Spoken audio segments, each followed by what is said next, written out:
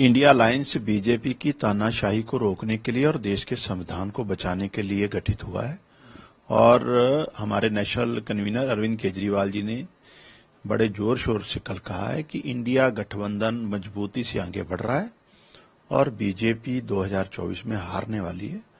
तो मुझे लगता है हरदीप सिंह पुरी जी को जो फिक्रमंदी है बीजेपी की वो तो बरकरार रहेगी। इंडिया गठबंधन मजबूती से आगे बढ़ रहा है। जाखड़ साहब का बयान आया है कि जो भी इस टाइम खैरा की गिरफ्तारी हो या मनप्रीत बादल के घर पे रेड हो, ये सब कुछ सरकार, आम आदमी पार्टी की सरकार ध्यान भटकाने की कोशिश कर रही है कि 50,000 करोड़ वाला जो मुद्दा है जिसको लेके बनवारी लाल पुरोहित गवर्नर को चिट्ठी लिखी गई है, उससे ध्यान भटकाने की पूरी कोशिश की जा रही है। देखिए, बीजेपी क्योंकि करप्ट लोगों का हमेशा से साथ देती रही है, विजय माल्या से लेकर नीरव मोदी तक तमाम वो लोग जो भाजपा की सरकार में भगोड़े हुए हैं करप्शन करके देश का पैसा, तो स्वाभाविक सी बात है पंजाब से भी बीजेपी के नेता जिस तरीके से मनप्रीत सिंह करप्शन चार्जेस में भगोड़े हुए हैं तो डेफिनेटली वो तो उनको डिफेंड करेंगी।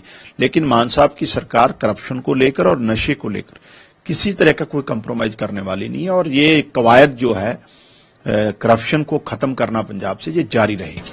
पिछले साल स्टबल बर्निंग को लेकर पंजाब सरकार ने काफी काम किया था। आपके हिसाब से 30% तक स्टबल बर्निंग में काफी गिरावट आई थी। उसके बाद अब शुरुआत ही साल है और अमृतसर जैसे इलाके में स्टबल बर्निंग के केसेस आ रहे हैं और भी केसेस लगातार बढ़ेंगे, तो क्या एक्शन प्लान तैयार कर रहे हैं आपके तरफ से? डेफिनेटली पंजाब सरकार जब से मान साहब की अगुवाई में काम कर रही है, हम ये बड़ी गंभीर समस्या है जिसको लेकर किसानों को हम जागरूक भी कर रहे हैं और उनको एक ऑप्शन भी दे रहे हैं। जिस तरीके कई तरह के प्लांट जो हैं जहां वो स्टबल अपनी बेच सकते हैं और मुनाफा कमा सकते हैं और बर्निंग के केस पिछली बार 33% से कमी आई थी।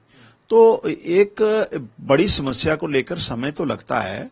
मान साहब की सरकार लगी हुई है लोगों को इसमें जागरूक करने के लिए और उनको एक एक्स्ट्रा एडिशनल जो ऑप्शन है कि वो पैसा भी कमाए और स्टबल बर्निंग की नौबत ना आए, उसमें सरकार इस बार और मजबूती से काम करेगी। स्कॉटलैंड में इंडियन डिप्लोमेट है, उनको गुरुद्वारा कमेटी के साथ मीटिंग थी, वहां पर उनको रोका गया। खालिस्तान के जो समर्थक हैं उन्होंने रोका, उनके साथ बदतमीजी की है, तो उस पर क्या प्रतिक्रिया देंगे?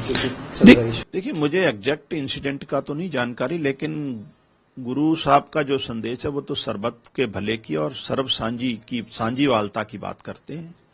गुरुद्वारा सभी के लिए खुला है और ये बुनियादी सिद्धांत है और वहां क्या घटनाक्रम हो इसके बारे में एग्जैक्ट मुझे तो नहीं मान रहा, लेकिन अगर ऐसा हुआ है तो ये तो प्रिंसिपल ऑफ गुरुज उसके भी अगेंस्ट है।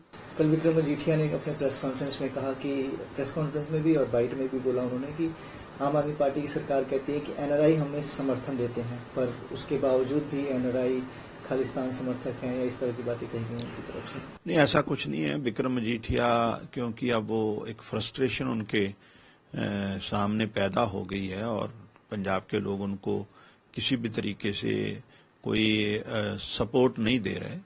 मान साहब की सरकार को एनआरआई और तमाम वो हमारा भाईचारा चाहे विदेशों में बसता है वो हमेशा से सपोर्ट करता रहा है। आम आदमी पार्टी को आगे भी करता रहेगा और पंजाब और पंजाबियों की भलाई के लिए हम काम कर रहे हैं। आपके एक एमएलए पे उन्होंने आरोप लगाए कि इलीगल माइनिंग से जुड़े हुए हैं और उन्होंने कुछ वीडियोज, ऑडियोज और जो उनसे जो संबंधित लोग हैं उनको भी सामने प्रेस कॉन्फ्रेंस में खड़ा किया और सारे सबूत पेश किए और कह रहे हैं अब हाईकोर्ट जाएंगे सब चीजों को लेकर। देखिए, जिस दिन से खान साहब की सरकार आई है तमाम वो नेक्सस, चाहे वो माइनिंग का हो, शराब का हो, ट्रांसपोर्ट का हो, भू माफिया हो, उसके खिलाफ तो कवायद चल रही है और जहां जहां आगे आने वाले समय में कुछ सबूत आते हैं उसमें बेशक चाहे इन्फ्लुएंशियल आदमी हो, हमारा हो, बेगानी हो, विरोधी पार्टी का हो, कोई कंप्रोमाइज ना सरकार ने किया है ना करने वाली है। सो विक्रम मजीठिया जी का ये मुझे नहीं लगता इसमें कोई बेबुनियाद और गुमराह कुन बयान दे रहे हैं। पंजाब के कई जिलों में इस समय रेल रोको आंदोलन, चक्का जाम जैसी स्थिति बनाई गई है। आज तीसरा दिन है रेल रोको आंदोलन। सरकार ने किसानों से बातचीत क्यों नहीं की और रेल रोको जैसे आंदोलन को क्यों नहीं रोका गया?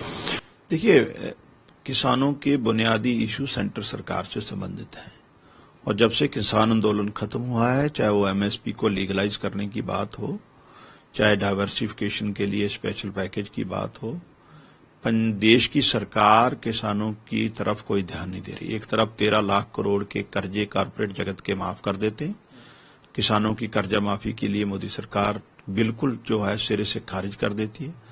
तो स्वाभाविक तौर पे इस पे सेंट्रल सरकार को इमीडिएटली इंटरफेयर करना चाहिए और किसानों के इश्यूज एड्रेस करने चाहिए।